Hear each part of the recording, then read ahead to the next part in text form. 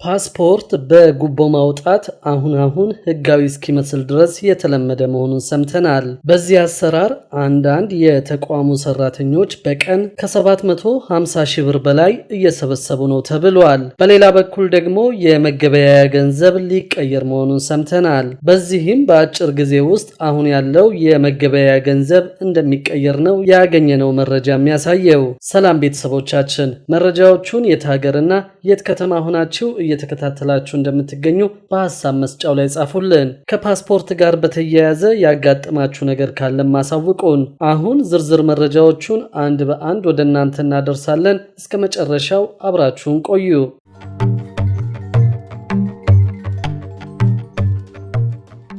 ፓስፖርት በጉቦ ማውጣት አሁን ህጋዊ እስኪመስል ድረስ እየተለመደ መሆኑን ሰምተናል። የሚመለከታቸው አካላትም ጉዳዩ የነሱ እስከማይመስል ድረስ ችላ ያሉት ይመስላል ተብሏል። የተወሰኑ የኢሚግሬሽንና ዜግነት አገልግሎት ሰራተኞችና ደላሎች ተመሳጥረው ድርጊቱ ላይ መሰማራታቸውን ከዚህ በፊት መረጋገጡ ይታወሳል። የኢሚግሬሽንና ዜግነት አገልግሎት ለአስቸኳይ ፓስፖርት ለ2 ቀን ቀጠሮ 25 ሺህ ብር፣ ለ5 ቀን ቀጠሮ ደግሞ 20 ሺህ ብር በማስከፈል በኦንላይን በሚሞላ ፎርም አገልግሎት መስጠት መጀመሩ ይታወቃል። ተቋሙ ሲስተሙ ይሰራል በማለት ለህዝብ ቢያሳውቅም ኦንላይን የሚሞላው ፎርም ግን በማንኛውም ጊዜ ሲከፈት there is no available appointment date please check later የሚል መልእክት እያመጣ እየሰራ እንዳልሆነ ተረጋግጧል። ይህ ደግሞ ለወራት የዘለቀ ችግር እንደሆነ ለማረጋገጥ ችለናል። አሁን ላይ ከተቋሙ ግቢ ውጭ ያሉ አካላትና የኢሚግሬሽን ሰራተኞች ተመሳጥረው ለአስቸኳይ ፓስፖርት እስከ 35 ሺህ ብር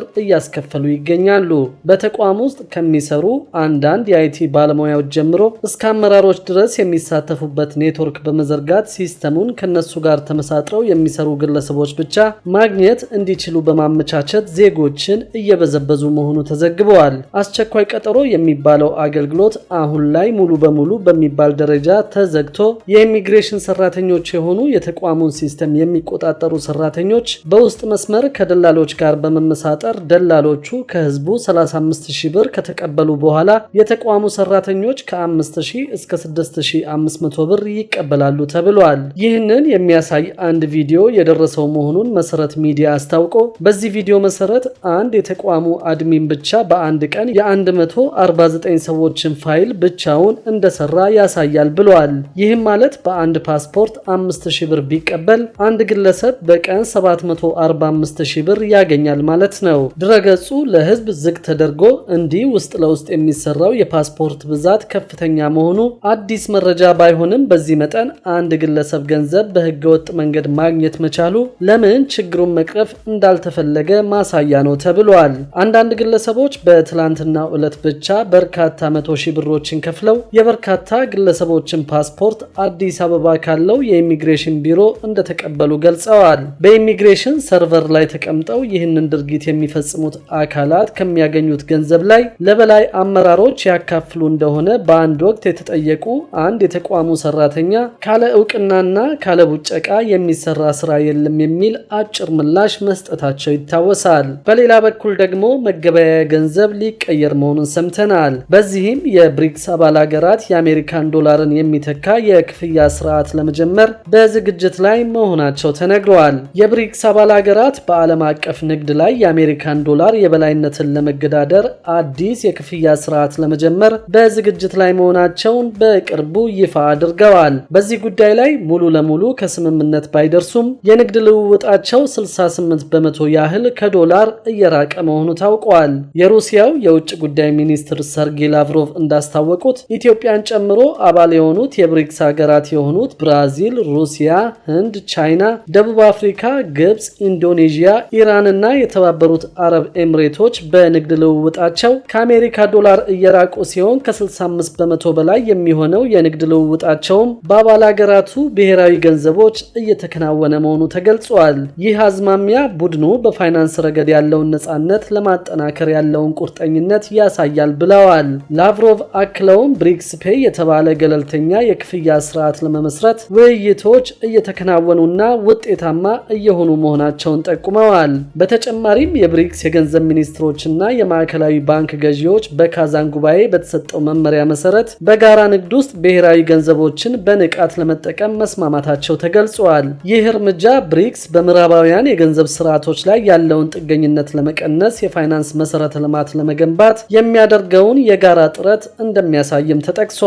በቅርቡ ኢትዮጵያ ለአዲሱ የልማት ባንክ ማለትም ቀደም ሲል የብሪክስ ልማት ባንክ በመባል ይታወቅ የነበረው በይፋ አባልነት ለመቀላቀል ማመልከቻ ማስገባቷና የዚህ ሂደት በቅርቡ እንደሚጠናቀቅ መግለጿ የሚታወስ ነው። የአሜሪካው ፕሬዝዳንት ዶናልድ ትራምፕ ወደ ስልጣን በመጡ ማግስት የብሪክስ አባል ሀገራት የአሜሪካን ዶላርን የሚፎካከር ገንዘብ ከፈጠሩ 100 በመቶ ቀረጥ እንደሚያስከፍሏቸው በማስጠንቀቅ ምላሽ መስጠታቸው የሚታወስ ነው። ትራምፕ እንዳሉት የብሪክስ ሀገራት ዶላርን ትተው ለመንቀሳቀስ እየሞከሩ ነው። ይህንን ሐሳብ ዝም ብለን የምንመለከተው አይደለም ሲሉ ገልጸዋል። በሌላ በኩል ደግሞ በርካታ የውጭ ባንኮች በኢትዮጵያ ገበያ ለመሰማራት ፍላጎት ማሳየታቸውን ሰምተናል። በዚህም መሰረት የናይጄሪያው ፈርስት ባንክ በኢትዮጵያ የመሰማራት ፍላጎት እንዳለው አስታውቋል። ኢትዮጵያ በሯን ለውጭ ባንኮች ክፍት ማድረጓን ተከትሎ የተለያዩ የውጭ ባንኮች እንደሚገቡ በመግለጽ ላይ ናቸው።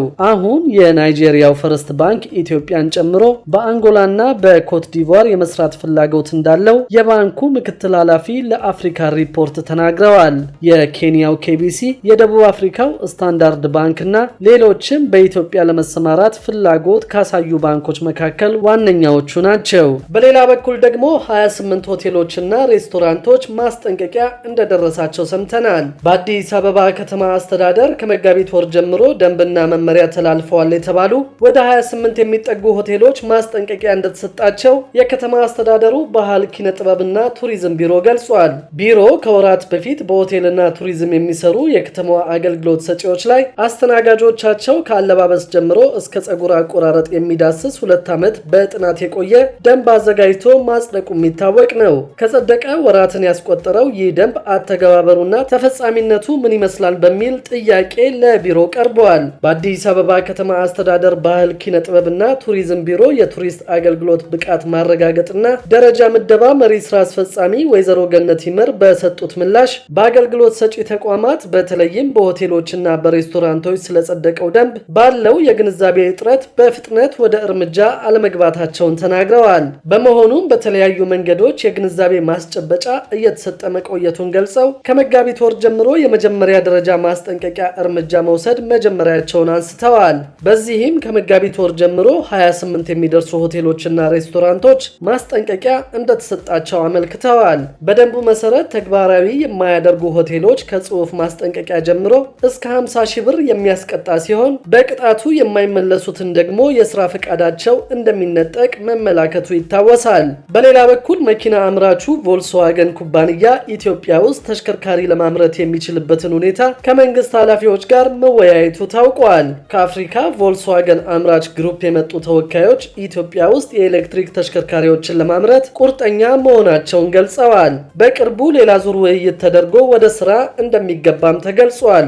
መንግስት ተመሳሳይ ጥያቄዎችን ለማስተናገድ አዲስ የመኪና ህግ በማዘጋጀት ላይ መሆኑን ሰምተናል። ፖሊሲው በነዳጅና በኤሌክትሪክ የሚሰሩ ተሽከርካሪዎችን ታሳቢ ያደረገ ሲሆን በመኪና ዋጋ ላይ ተጨባጭ ለውጥ ያመጣልም ተብሏል። ከዚህ በፊት ራሱን የቻለ የአውቶሞቲቭ ኢንዱስትሪ ፖሊሲ ባለመኖሩ አዲስ ረቂቅ ፖሊሲ ተዘጋጅቶ ለውይይት መቅረቡ ታውቋል። የትራንስፖርት ሚኒስትሩ አማካሪ አቶ ከድል ማግስት ኢብራሂም እንደተናገሩት ረቂቅ የአውቶሞቲቭ ኢንዱስትሪ ፖሊሲ መዘጋጀቱን ተናግረዋል። እንደ አማካሪው ገለጻ ረቂቅ ፖሊሲው የተዘጋጀው የሀገሪቱን ስትራቴጂካዊ እቅድ መነሻ በማድረግ ነው። ፖሊሲው የኢትዮጵያ አውቶሞቲቭ ኢንዱስትሪ ምን እንደሚመስል፣ ቀጣይ እቅዶችንና ተያያዥ ጉዳዮችን በተመለከተ የሚነሱ ጥያቄዎችን ለመመለስ መዘጋጀቱን ገልጸዋል። ፖሊሲው ነዳጅና ኤሌክትሪክ ወይም ታዳሽ ኃይል የሚጠቀሙ ተሽከርካሪዎችን ታሳቢ በማድረግ መዘጋጀቱን፣ ተሽከርካሪዎች ከውጭ እንዴት እንደሚገቡ፣ ተሽከርካሪዎቹ ማሟላት ስለሚኖርባቸው የጥራት ደረጃ፣ የተሽከርካሪ አምራች ኩባንያዎች በሀገር ውስጥ ማምረቻና